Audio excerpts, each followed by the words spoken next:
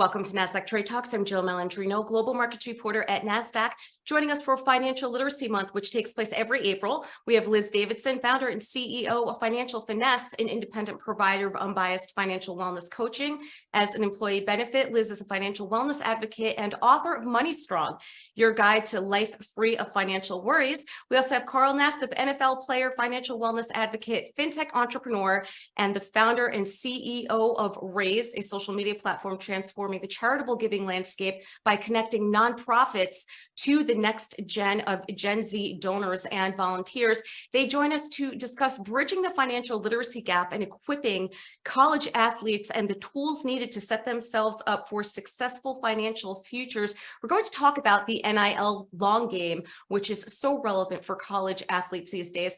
Liz and Carl, it is great to have you with us. Welcome to Trade Talks, and explain to us what NIL is and the genesis behind the NIL long game.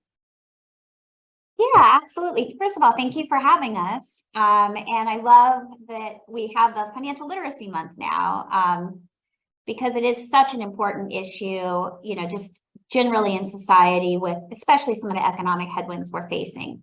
On NIL, it's a recently enacted law that not everyone's aware of. It's name and image and likeness is what NIL stands for.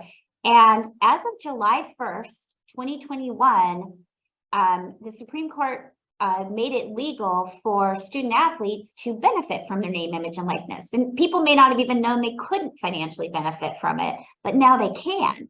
And so what it opened up was the ability for student athletes to make, in some cases, very large amounts of money from brand endorsement deals, from collectives that sponsor schools, kind of like a booster club on steroids that, gets revenue from different sources and distributes it to the athletes. And so now you have these athletes that are at a crossroads, right? Where they're making money, but they're not equipped to handle the tax liability potentially, to negotiate some of these deals and make sure they're not putting themselves, in jeopardy of owing money back if they don't meet marketing benchmarks. There's a lot to unpack. And so we opened the floodgates and made this legal, which is something that we all support, but it needs, these college students need to really understand how to best use this money and manage it in a way that fuels their financial future, as opposed to putting them in a situation where they are in debt to the IRS because they didn't, pay the taxes off of the earnings. Right. And Carl, you have a unique perspective because as a college student athlete, you walked on without a scholarship. I did. And to tell you the truth, I was very, very broke in college. So I was very happy to see when this law was passed. I think it is absolutely well overdue for college athletes to just earn a little bit of extra income in some cases, but also, really capitalize on their platform. And a platform like NIL long game is now needed more than ever. I played in the NFL for 7 years. I've heard every horror story that you can imagine about, financial miscues and just kind of lack of education. So with this amazing platform, this great resource, we're now able to take those, miscues and move that learning curve back 4 years, back to college athletes, and not just, the football players that I've known and worked with for a very long time, but to all athletes, and to make it fun and not make it stressful, to kind of show them this is a great opportunity for 18 to 22-year-olds to start their journey of building generational wealth. So I'm very excited to be a part of this. Liz approached me with this, with this kind of this endeavor last year, and I said, how do I get involved? Right? I'm so passionate about this. This is something that is so positive for athletes and will have incredible positive ripple effects too. So I'm just happy to be here, happy to support this mission in any way that I can. I am a proud ambassador of Financial Finesse and NIL long game, and we're doing some really, really great things. Yeah, and it's encouraging to hear that, because particularly in the American education system, financial literacy as part of the curriculum is certainly lacking, and there are efforts to certainly make it more commonplace. But Carl, I've covered athletes in financial literacy for probably over 10 years now when I first started out in media. And I remember the first time I met with the NFL and NBA and other organizations, your first thought is, here are these guys coming out usually single, young kids. They're making all this kind of money and having a really hard time feeling empathetic towards people who are making all these millions of dollars. But as you start to uncover what really happens underneath the surface, there really is a problem. I believe the stat is nearly 70% of NFL players end up facing bankruptcy.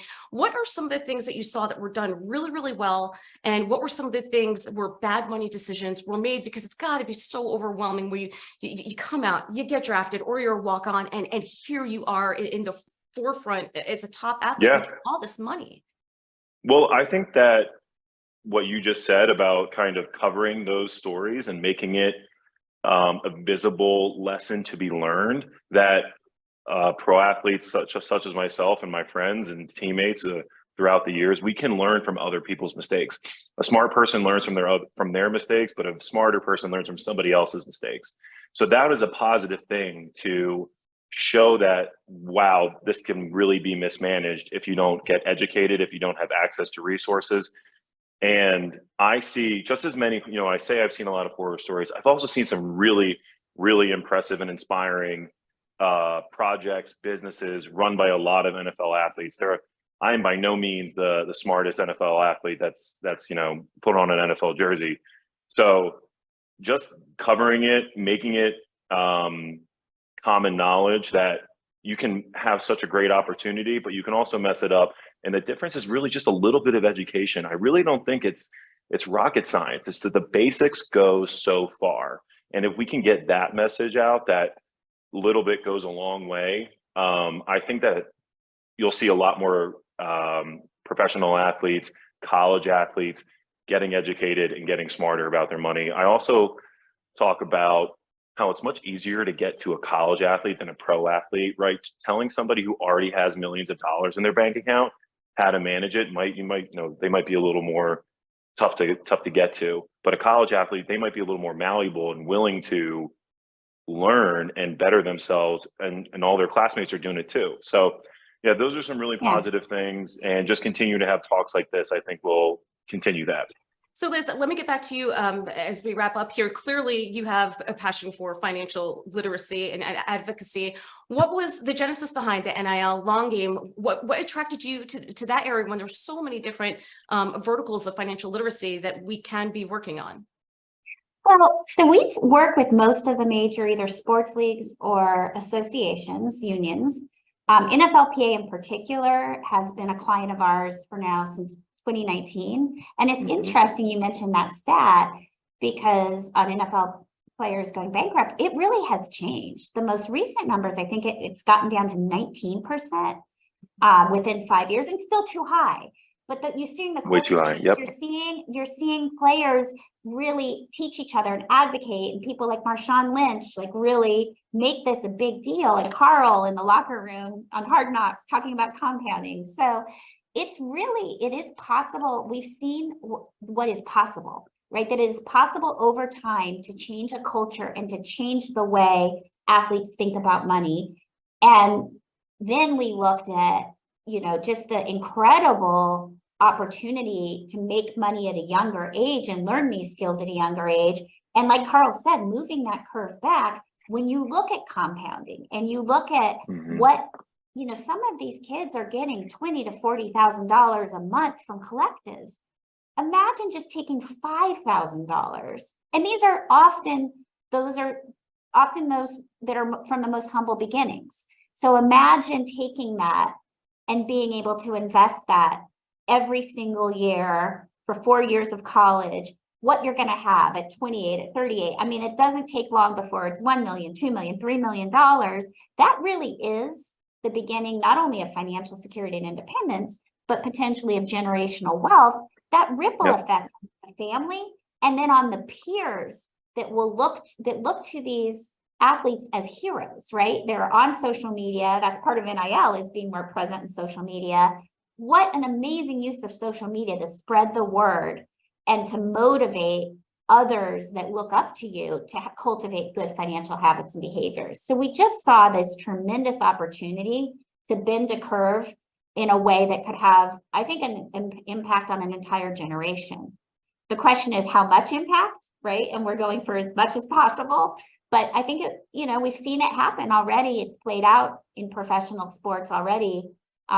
So it's just a matter of, you know, how can we do the same thing at an even bigger scale for the student athletes? Yeah, well, it's great work that you're doing. And hopefully we can even get it down to the grade school and the high school. Absolutely. Because that really is the way that you're going to bridge the gap. And in the last minute here, it's not even just in investing and compounding and building generational wealth. But Liz and Carl, you know, it could be as something as basic as budgeting, right? Like, I think you said off the top, what do taxes look like here? How much can I invest? I don't want to pigeonhole myself into over investing and not having enough liquid capital.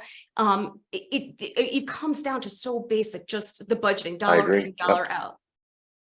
Yep. Yeah. Yes. All right. Well, we appreciate Something the insight, is Liz. always better than nothing. Yes. You got it. All right. Well, we look forward to speaking with you again, certainly for Financial Literacy Month. Thanks for joining us on Trade Talks. I'm Jill Malandrino, Global Markets Reporter at Nasdaq.